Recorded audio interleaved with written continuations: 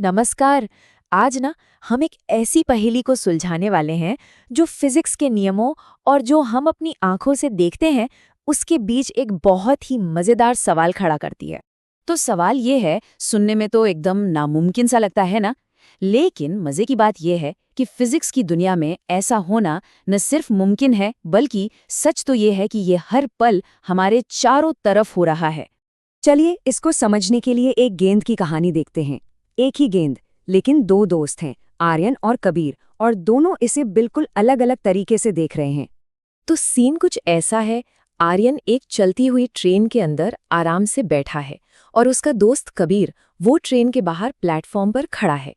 अब होता क्या है, आर्यन एक बहुत ही सिंपल सा काम करता है। वो एक गेंद को सीधा हवा में ऊपर उछालता है, बस इतना ही। लेकिन यही छोटा सा काम एक बहुत बड़ी पहेली खड़ी कर देता है। अच्छा, तो चलिए अब इस पहेली को सुलझाते हैं। सबसे पहले ये देखते हैं कि ट्रेन में बैठे आर्यन को आखिर दिख क्या रहा है। आर्यन के लिए तो मामला बड़ा सीधा सादा है। गेंद सीधी ऊपर गई और फिर सीधी नीचे, वापस उसके हाथ में आ गई। सिंपल। ग्रेविटी ने अपना काम किया, बस। अब ये पॉइंट समझना बहुत जरूरी है। देखिए, आर्यन, गेंद और ट्रेन ये सब एक साथ 80 किलोमीटर प्रति घंटे की रफ्तार से आगे जा रहे हैं। तो आर्यन के लिए उसकी अपनी दुनिया में सब कुछ रुका हुआ है, इसीलिए उसे लगता है कि गेंद तो बस ऊपर गई और नीचे आई। लेकिन कहानी में ट्विस्ट तो अब आता है। जैसे ही हम ट्रेन से बाहर निकलकर कबीर के पास जाते हैं जो प्लेटफॉर्म पर खड़ा है, गेंद की पूरी कहानी ही बदल जाती है। कबीर को क्या दिखता है? उसे ये नहीं दिखता कि गेंद सीधी ऊपर नीचे गई। उसे दिखता है कि गेंद ने एक कर्व बनाया है, एक एक पैराबोलिक पाथ लिया है। मतलब गेंद ऊपर भी जा रही है और साथ साथ ट्रेन के साथ आगे भी बढ़ रही है। और यही है पूरी कहानी का मजा। एक ही गेंद, एक ही टाइम, पर उसके रास्ते दो अलग अलग लोगों को बिल्कुल अलग दिख रहे हैं। तो अब सवाल ये उठता है कि सही कौन है, आर्यन या कबीर? आखिर सच क्या है? और इसका जवाब थोड़ा चौंकाने वाला है। जवाब ये है कि दोनों सही हैं। जी हाँ, आर्यन भी और कबीर भी दोनों अपनी अपनी जगह पर बिल्कुल सही हैं। अब ऐसा कैसे हो सकता है? इसका जवाब फिजिक्स के एक बहुत ही बेसिक, एक फंडामेंटल प्रिंसिपल में छिपा है।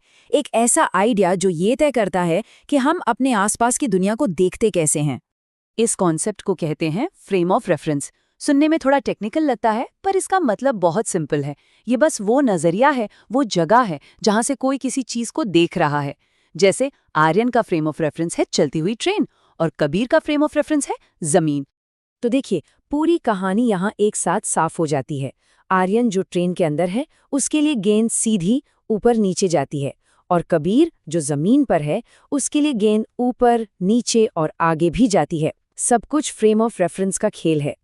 तो सबसे बड़ा टेकअवे क्या है? यही कि मोशन यानी गति कभी भी एब्सोल्यूट नहीं होती। वो हमेशा रिलेटिव होती है, यानी सापेक्ष। इसका मतलब कोई चीज चल रही है या रुकी है, यह हमेशा किसी और चीज की तुलना में ही बताया जा सकता है। इसको समझने के लिए एक और छोटा सा उदाहरण लेते हैं। सोचिए, आर्यन की ट्रेन के बगल में एक और ट्रेन चल रही है, ठीक उसी स्पीड से, 80 किलोमीटर प्रति घंटे की रफ्तार से। तो आर्यन को क्या लगेगा? उसे लगेगा कि दूसरी ट्रेन तो बिल्कुल रुकी हुई है। ठीक वैसे ही जैसे हाईवे पर जब हम गाड़ी चलाते हैं तो बगल वाली कार कभी-कभी एकदम स्थिर लगती है। अच्छा, तो ये तो हुई ट्रेन की कहानी। पर चलिए अब इस एक छोटे से आइडिया के बड़े और यूनिवर्सल मतलब को समझते हैं। इस यूनिवर्स की एक बहुत बड़ी सच्चाई है कि यहाँ कुछ भी पूरी तरह से रुका हुआ या स्थिर नहीं है। जिससे हम स्थिर होना कहते हैं, वो असल में बस एक नजरिए का धोखा है। जरा सोचिए, हम सब एक घूमती हुई धरती पर बैठे हैं।